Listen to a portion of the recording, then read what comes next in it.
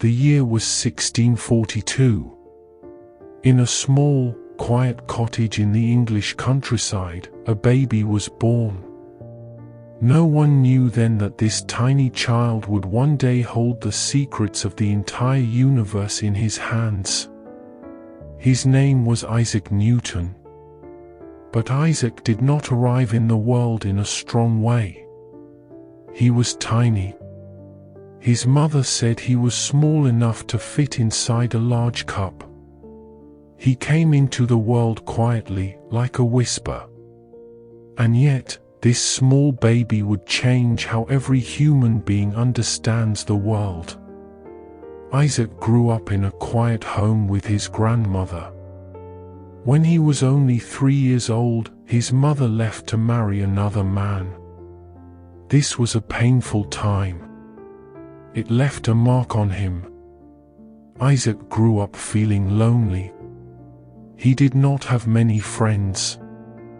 He was not the kind of boy who played loudly or laughed in big groups. He was quiet. He liked to be alone. While other children ran and shouted outside, Isaac sat in corners. He made small things with his hands. He built models of windmills. He made paper kites. He studied how water moved and how shadows fell. He was always watching.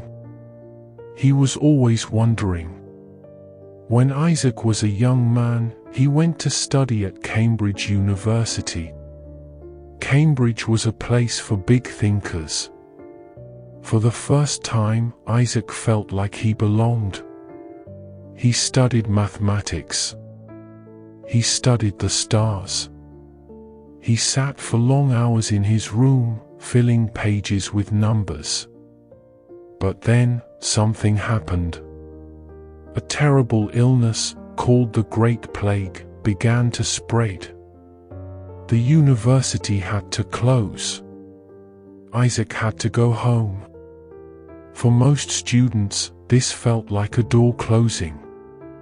But for Isaac, this moment was the beginning of everything. Isaac spent 2 years at his home in the countryside. He was alone. He had no teachers. He had only his own mind and the world around him. In that deep, patient silence, he made discoveries that no human had ever made before. He began to study light. He used a glass prism. He discovered that white light is not just one color. It is made of many colors: red, orange, yellow, green, blue, and violet. This discovery surprised the world. But Isaac did not stop there.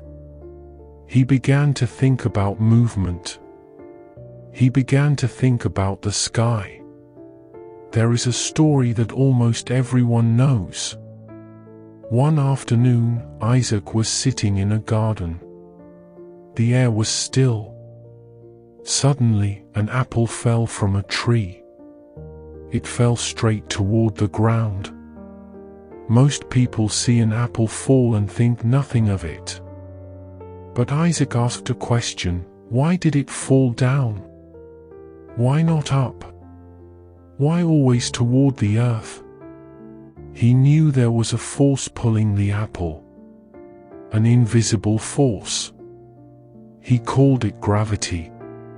And then, he had a giant idea.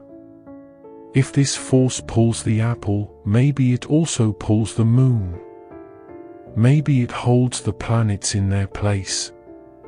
This one question led him to understand the hidden rules of the entire universe. Isaac returned to Cambridge. He became a professor when he was only 26 years old. He wrote a book called the Principia. In this book, he described the 3 laws of motion. The first law says that things keep doing what they are doing unless something pushes them. The second law explains how force and movement are connected. The third law is famous: for every action, there is an equal and opposite reaction. For the first time in history, the universe was not a mystery. It was a system. A beautiful, mathematical system. One man, thinking quietly in a small room, had found the key. Isaac Newton became a very famous man. He moved to London. He was made a knight by the Queen. He was now Sir Isaac Newton. But even in his old age, he remained the same quiet, thoughtful man. He never married. His life was his work. And his work was his gift to us. Isaac died in 1727. He was 84 years old. He was buried in Westminster Abbey, a place for heroes. Isaac once wrote, "If I have seen further, it is by standing on the shoulders of giants."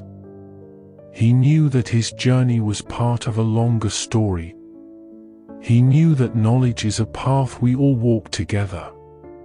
You are on your own journey right now. Every time you listen to a story in English, every time you learn a new word, you are standing on the shoulders of giants, too. You are building something beautiful. Keep going. Keep listening. Keep learning.